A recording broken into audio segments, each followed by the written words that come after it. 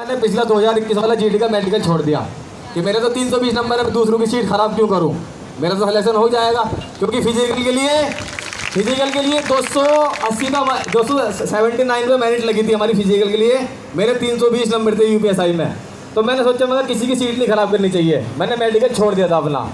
फिर बाद में लेकिन भगवान ने, भोलेनाथ को मैं बहुत मानता हूँ सर, मैं हर बार कावड़ लाता हूँ, मैं अब तक 17 कावड़ ला चुका हूँ। तो उसके बाद मैंने कहा मगर भोलेनाथ तू जितना परेशान तू मुझे कर रहा है ना, लेकिन मैं भी तेरी पूंछ पकड़ के रहूँगा पीछे से, मैं छोड़ने वाला ही नहीं हूँ तुझे, जहाँ तू लेकर चलेगा मैं तेरे पीछे पीछे चलूँगा। उसके बाद सर फिर एसएससी जीडी की दोबारा वैकेंसी आती है, दोबारा वैकेंसी आने के बाद मैं तैयारी शुरू करता हूँ। तो सर मैंने राहुल सर का मैं बताया, अब भी बहुत बड़ा फैन हूँ, बार बार बोल रहा हूँ मैं, क्योंकि जो मैथ सर मैं आर्ट साइड से पढ़ा हूँ, 12th मैंने आर्ट साइड से की है। और मैं जब फिर बाद में मैथ से बहुत डरता था मैथ से मैं, क्योंकि हमने कभी पढ़ा नहीं। और 12th में मेरे 52% नंबर है कुल, यूपी ऐसा मतलब ऐसा पढ़ा हूँ यूपी बोर्ड से, हिंदी मीडियम से।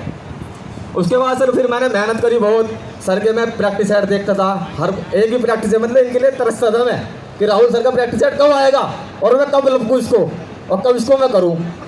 राहुल सर का जो पढ़ाने का तरीका है ना, कि राहुल सर कभी भी एक तो झूठ नहीं बोलते।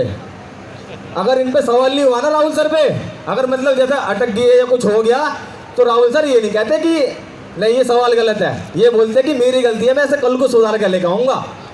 समझ रहे हो भाइयों? नहीं तो हर मास्टर क्या बोलता है जब सवाल नहीं होता, भाई यार ये सवाल गलत हो चुका होगा, इसमें सिली मिस्टेक होगी, ये गलत है सवाल। लेकिन राहुल सर बोलते हैं कि सवाल को मैं कल को कराऊंगा, सबसे पहले आती सवाल को कराऊंगा मैं। और उसके बाद भाइयों फिर मैंने अब एसएससी जीडी का सिलेक्शन बताता हूँ सर मैं आपको कैसा हुआ। मेरा 22 तारीख को चेन्नई बोर्ड में मैं ग्रुप डी में सिलेक्टेड हूँ। 22 तारीख को मेरा फिजिकल था चेन्नई में, और 23 तारीख को मेरा मेरिट पेपर था एसएससी जीडी का।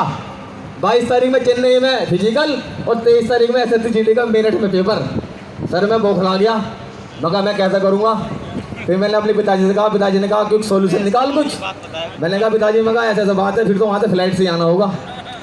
चलो मैंने फिर flight hand to hand flight करी 8000 रुपये की एसएससी जीडी का पेपर देने के लिए, जबकि मेरा सिलेक्शन ग्रुप डी में हो रखा है चेन्नई जोन। उसके बाद मैंने जब मैं फिर वहाँ की टेंशन कि वहाँ का रिजल्ट नहीं आया था मेरे फिजिकल का, वे कह रहे थे कि तुम्हारी वेबसाइट पर डाल दिया जाएगा। ऊपर से अगले दिन इसकी एसएससी जीडी के पेपर की टेंशन। जब मैं वहाँ से फ्लाइट में बैठा और मैं दिल्ली उतरा, तो एक सेकंड पेपर के लिए सर, एक सेकंड में सोच रहा भगवान जल्दी पहुँचा दे, बस उड़ा के पहुँचा दे मुझे मेरठ, भाई बहुत जल्दी पहुँच जाऊँ। फिर वहाँ पहुँचा और मैंने भगवान भोलेनाथ का नाम लिया और मैं पेपर में बैठा, और मेरे आज भैया 141 नंबर मेरे हैं और मैं ITBP में सेलेक्टेड हूँ। लेकिन मैं कभी हार नहीं मानने वाला भाइयों, और ना ही किसी को माननी चाहिए। सर मैंने आज भी ये सोच रखा है कि मैं अगर सेलेक्टेड हो चुका हूँ तो मैं अभी PCS की तैयारी करूँगा। अगर मुझे भगवान ने 2 स्टार नहीं दिए ना, 2 स्टार नहीं दिए, मैं 3 स्टार लेकर रहूँगा, DSP बनूंगा भाइयों, DSP बनूंगा 3 स्टार। पर लेकिन मैं पीछे नहीं छोड़ूंगा भोलेनाथ का, उनकी पूंछ पकड़ के रहूँगा पीछे पीछे। मैं कहा जहाँ लेके चलते हो वहाँ लेके चलो, पर लेकिन पीछे नहीं छोड़ने वाला, और लेके ही रहूँगा सर। और आपका अधिकारी बैच आने वाला है RO वाला सर, उसमें भी एक अधिकारी नाम जुड़ जाए तो आपका सर आशीर्वाद है।